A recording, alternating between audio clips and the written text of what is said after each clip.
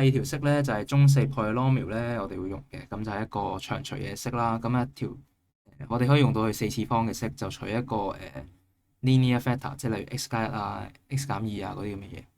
咁唔係 linear factor 咧就用唔到嘅。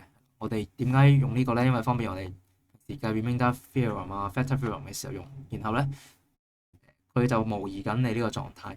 咁佢第一個 factor 咧，你要自己試嘅。咁試到啱咧，餘數係零咧，佢就會攞去幫你長除，係啦。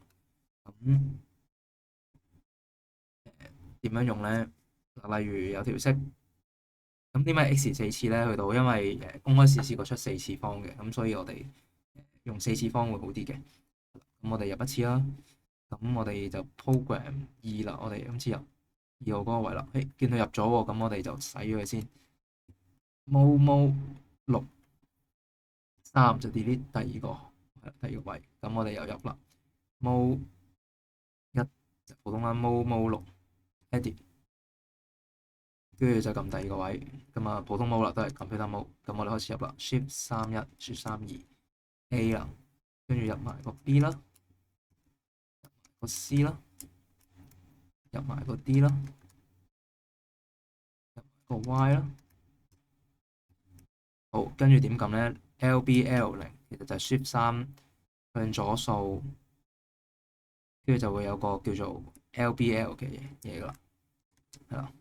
即係佢話當佢係零嘅時候，咁啊點咧？唔係零嘅時候，佢就執行呢樣嘢啦。咁就問一個數據 x 係幾多，然後咧我哋就計一樣嘢，咁就叫做 bx 三次加三次呢個位啊，cx 二次加 dx 加 y 就再加 ax 咁樣引號四次，係啦。咁點解 ax 四次擺喺最尾咧？因為佢就慳一個刪估個位，係啦。Shift 三四啦，咁就會 output 呢個數嘅。咁就出個 answer 啦。跟住如果佢唔係零咧，就要繼續啦。咁啊，箭嘴 go to zero 係零就會繼續去啦。如果唔係零，佢又會翻去入頭呢個位置，又問你 x 係幾多，然後再代嘅。跟住就繼續揾下個 a 個數啦，即係我哋一開始俾佢除嗰個數。咁我陣間再示範嗰啲數點入啊。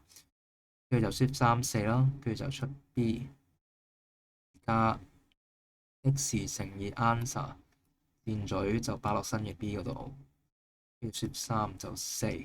好，然後繼續到 c 咯，加 x answer，然後擺落 c 嗰度，然後咧就 shift 三四去到 d 咯，就加 x answer，然後 shift 三二去到 y 啦，shift 三四，然後就到 c 啦，就擺落去 d 嗰度，就 b 咧就擺落去 c 嗰度，然後 a 咧就擺落去 b 嗰度，然後就零咧就擺翻落 a 嗰度，然後又再 go to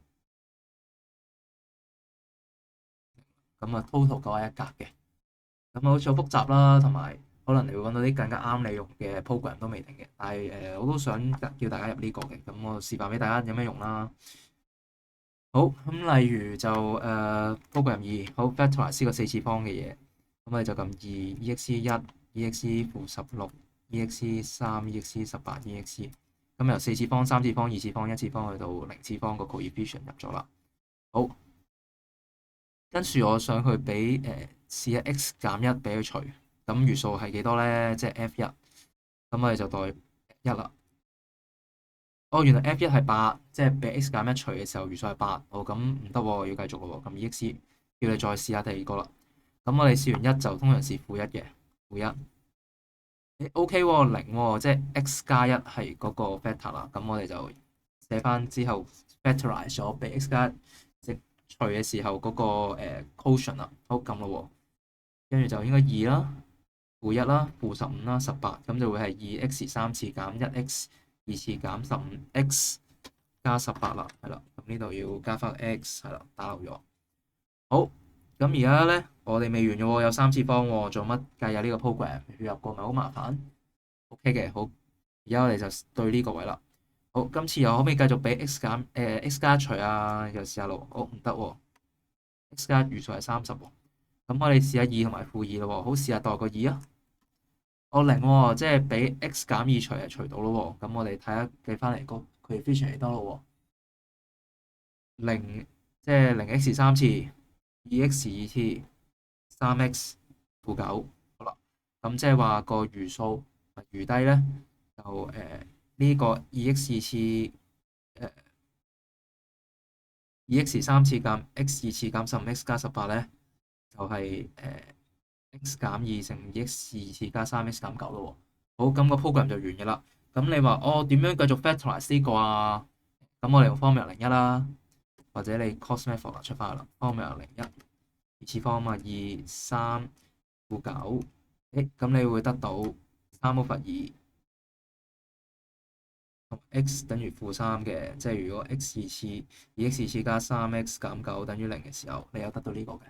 咁你用翻 form equation 嘅策略，咁呢個就係 x 加3等於0，呢個就係2x，即係乘過去，然後再3減過嚟等於0。咁呢兩個 factor 乘埋一齊，咪等於佢咯。咁我哋就成組4次方 factorize 咗啦。x 加1就係一開頭呢一個 factor 啦，x 減2就係呢一度呢個 factor 啦，然後你最後計到呢兩個 factor，咁就放過去啦。呢一度就係咁解啦。